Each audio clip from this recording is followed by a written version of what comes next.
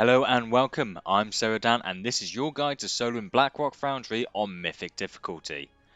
In this video we'll be covering Blackhand. Oh, Blackhand. Now to get to Blackhand we need to have cleared all sectors of the raid, otherwise we need to have completed the quest Sigil of Blackhand Mythic. To get this quest you need to talk to this little orc around the back of the Iron Maidens. Completing this will give you direct access.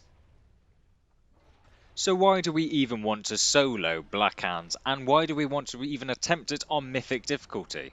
Well, it being on Mythic difficulty, Blackhand has a 1% drop chance to drop the Ironhoof Destroyer, which is a nice desirable mount.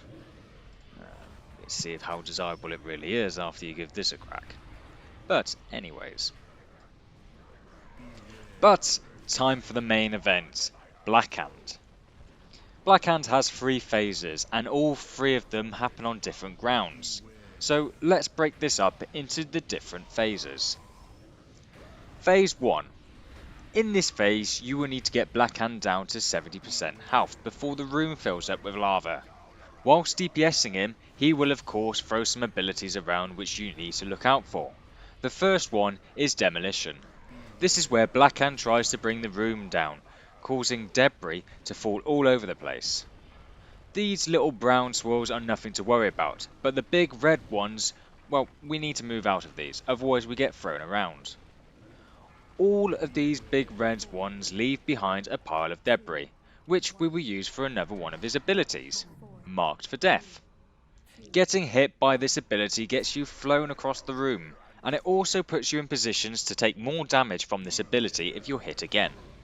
To dodge this ability, make sure there is a pile of debris between you and the boss, so it all gets soaked.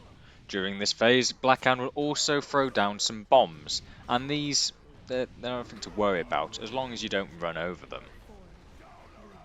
If you're Blackhand's main target throughout this fight, you will also get hit by Shattering Smash. This throws you across the room. This ability you have to get hit by. You can't dodge it. But make sure you position so you bounce off the wall closest to you. You don't want to get flung around this whole place. When he hits 70%, it's always wise to try and aim for a full health when entering phase 2. Now during phase 2 you will land in a different zone. This is my least favourite phase. There is just so much going on. Blackhand still has his 2 main abilities, Shattering Smash and Marked for Death, so there's something to keep an eye out for. But also during this phase we get to play with tanks. Well, run away from them that is. When a tank comes out they will fixate onto you, and when they're practically on you, they're quite hard to shake off. You see, they're generally faster than you can run. If you can DPS them down before they get hit, then great, otherwise you need to focus on Blackhand to push him into phase 3. The tanks can be stunned if they get hit by Marked for Death. The tanks act as the debris in phase 1 and block you from getting hit. They can also run over bombs too to get rid of them, and it will also cause damage upon them. You may also see the room is filling up with fire. Unless you can absorb all the falling embers as they land, you're going to run out of space fast. Need some super fast ability for that one. During this phase I popped most of my cooldowns just so I don't have to die at this stage once again. Just so we push him down to 30%.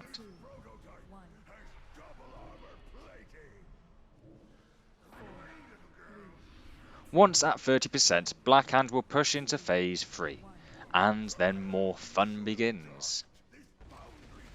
Phase 3 is again in a completely different zone, but you have to look around you. You can fall over the edge on this one. So be careful of Blackhand's knockbacks, counteract them if you can.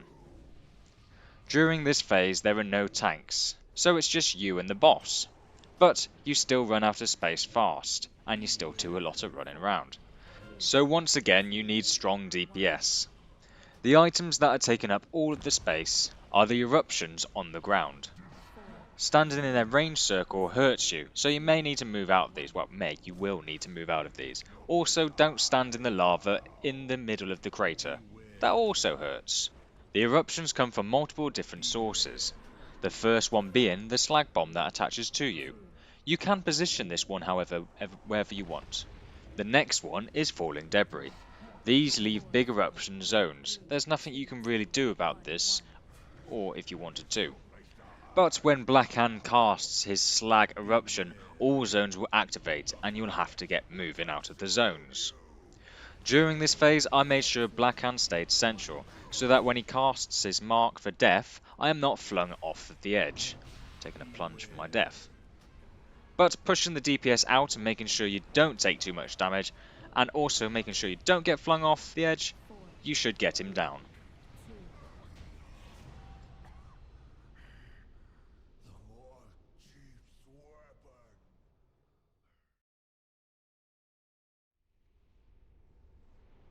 And that was Blackhand. Thank you all for watching. Be sure to comment, like and subscribe. If you're interested in soloing more of Blackrock Foundry, find the other guides in the description. But for now, take care.